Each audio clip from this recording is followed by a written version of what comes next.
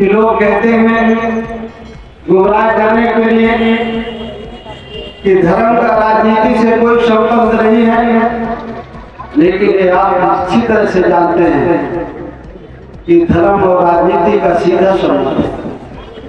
न धर्म राजनीति से अलग है, न राजनीति धर्म से अलग है। जिस दिन आप इस चीज को जान जाएंगे और अपने हक अधिकार के बारे में जान जाएंगे, उस दिन आपको कोई गुमराह नहीं कर पाएगा। और अगर आप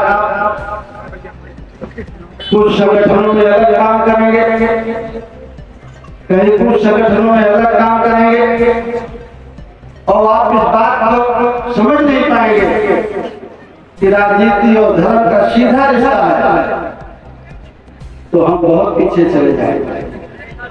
फिर बड़ी खुशी की बात है कि आप लोग जालौन में अच्छा प्रदर्शन आप लोगों ने किया है, राजनीति के तौर पर भी अच्छा फैसला आप लोगों ने लिया है और आने वाले समय में भी आप अच्छा फैसला निश्चित लेंगे।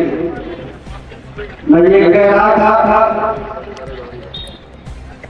कि राजनीति में जो कुछ कमियां आई हैं, उन कमियों को भी हमें दूर करने की जरूरत है। हमारे बच्चों को अगर शिक्षा का अधिकार है बना रहे, हमारे बच्चों को रोजगार की संभावनाएं बढ़े, हम किसान हैं तो खाद बीज हमें सस्ती मिले, हमारे फसल की सही कीमत मिले, ये सारी चीजें राजनीति से तय होती है।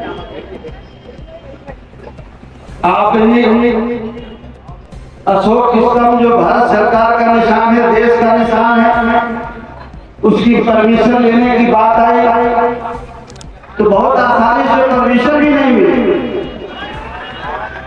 देश का निशान लगाया था, देश का चिन्ह था, लेकिन उसके लिए भी परेशानी, परमिशन में दिक्कतें गई।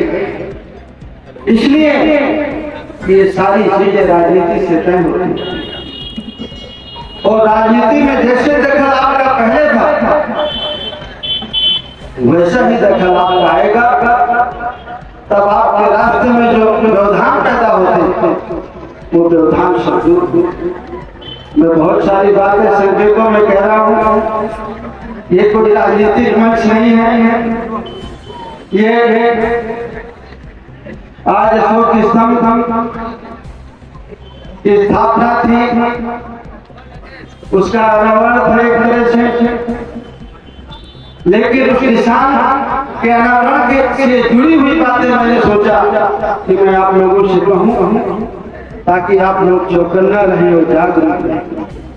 हमें निशान की सुरक्षा भी तभी कर पाएंगे, अपने आने वाली पीढ़ी के हक अधिकार की सुरक्षा भी तभी कर पाएंगे जब इस देश का संविधान बचेगा, और संविधान तभी बचेगा जब संविधान को मानने वाले लोग इस देश की सत्ता में, और सत्ता में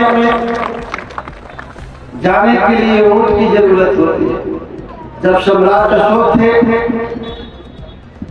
तो एक राजा दूसरे राजा पर विजय प्राप्त करता, तभी आपको कलिंग का युद्ध का पता ही है, तो सेनाएं मारी जाती थी, लोग मारे जाते थे, तब राजा बनता था।